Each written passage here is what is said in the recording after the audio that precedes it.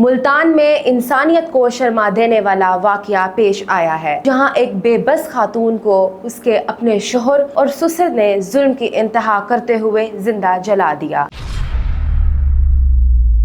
السلام علیکم ناظرین، میں ہوں فاطمہ بلوچ اور آپ دیکھ رہے ہیں ہمارا ملتان۔ خاتون کی دردناک موت نے ہر دل کو ہلا کر رکھ دیا ہے۔ گھر کے اندرونی جھگڑے ایک معصوم جان کی بربادی کا سبب بنے اور اب اس کا خاندان انصاف کے لیے فریاد کر رہا ہے۔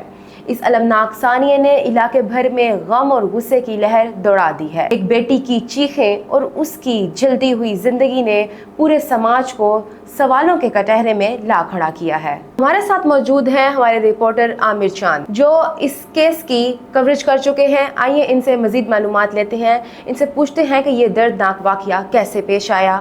جی عامر چاند، اب ہمیں یہ بتائیے گا کہ یہ واقعہ کب اور کیسے پیش آیا؟ ملتان کا قلعہ علاقہ ہے قادر پور راہ، اس کا موضع لٹھر کے اندر یہ واقعہ رونما ہوتا ہے، جس کے اندر مقتولہ خاتون ہے، اس کا نام ارم ہے، اس کے شوہر اور اس کا سسر مل کے اس کے اوپر پہلے تشدد کرتے ہیں، پھر اس کے اوپر پیٹرول چھڑک کر آگ لگا دی جاتی ہے۔ 17 تاریخ کو یہ واقعہ رونما ہوا اور اس کے بعد ریسکیو کے ذریعے اس کو ملتان کے برن یونٹ کے اندر لایا گیا۔ جب ہم نے ڈاکٹر سے بات کی تو ان کا یہ کہنا تھا کہ اس وقت جب ان کے پاس لایا گیا تو 70 سے 80% اس کا جسم تھا وہ برن ہو جاتا، اور تقریباً لنگز وغیرہ اور بیسک جو آرگنز تھے وہ زیادہ برن ہو گئے تھے اور اس کے بچنے کی اس چانس بہت کم تھے۔ ان کے جو لواحقین ہیں انہوں نے بھی اپنے بیان میں یہ کہا ہے کہ تشدد کیا گیا ہے۔ اس کے بعد جو اشفاق ہے اس کا شوہر اور اس کا سسر یاسین، انہوں نے مل کے تشدد کیا، پھر پیٹرول چھڑا کر اس کو آگ لگا۔ تو کیا وجہ کیا سامنے پیش آئی کہ یہ ایسا کیوں ہوا؟ انہوں نے اتنا درد دیکھیں، جب ہم نے مقتولہ کی والدہ سے بات کی تو ان کا یہ کہنا تھا جب سے انہوں نے شادی کی ہے نا اس کے بعد ان کی ناچاکی ڈیلی کی چلتی تھی، تشدد وغیرہ بھی کرتے تھے اور معاملات اس طرح ہو جاتے تھے کہ کبھی وہ اپنے میکے بھی چلی جاتی تھی۔ وہ مقتولہ خاتون کی جو والدہ ہے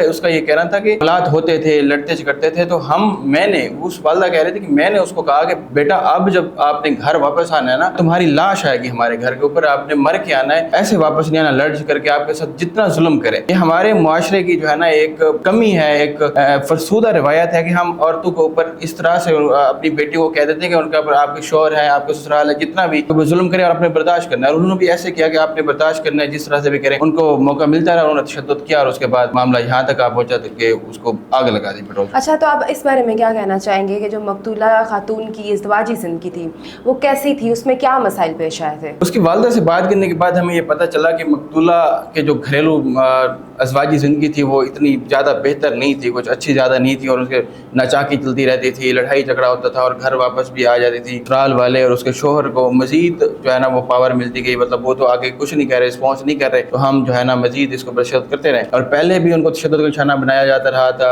اور مطلب انہوں نے شکایت وغیرہ تو نہیں درج کرائی، اور یہ سلسلہ چلتا رہا، اور اینڈ یہ ہے کہ انہوں نے پیٹرول چھڑک کر اس کے اوپر آگ لگا دی، جس کی وجہ سے اس کی موت واقع ہو گئی۔ تو پولیس کی طرف سے کیا کارروائی عمل میں لائی گئی ہے اب تک؟ 17 تاریخ کو واقعہ پیش آتا ہے، پولیس کو اطلاع جیسے ملتی ہے وہ آن سپاٹ جو ہے نا وہ قانونی کارروائی تو اس وقت کر لیتے ہیں، اور جو ملزمان ہیں ان کو بھی پکڑا جاتا ہے، جو ان کے بقول اس کا شوہر اور جو سسر تھا جنہوں نے آگ لگائی تھی اس کو پکڑ کے حوالات میں بھی بند کر دیا گیا ہے۔ اب پولیس اپنی مزید تفتیش بھی کر رہی ہے کہ واقعے کی اصل نوعیت کیا ہے، اس کے اندر بیسک چیزیں کیا ہیں، معاملات ہوئے کیسے ہیں، اور چیزیں بھی نکلیں گی مزید تفتیش کے بعد۔ یہ ہے کہ چیزیں سامنے آ گئی، مگر اب یہ ہے کہ ایک جو خاتون ہے اس کے خواب چکنا چور ہو گئے، اس کی زندگی ختم ہو گئی۔ ہمارے معاشرے نے ایک جو ہے نا خاتون کی زندگی کو برباد کر دیا، اور نہ جانے ہمارے اس معاشرے میں، ہمارے ایریا کے اندر کتنی ایسی خواتین جن کو تشدد کیا جاتا ہے اور وہ زندگی کی بازی اس طرح سے ہار جاتی ہے۔ حکومت کو چاہیے کہ اس واقعے پر نوٹس لے اور ملزمان کے خلاف سخت سے سخت کارروائی لی جائے۔ کے ساتھ ساتھ فاطمہ بلوچ کو اجازت دیں۔ اللہ حافظ۔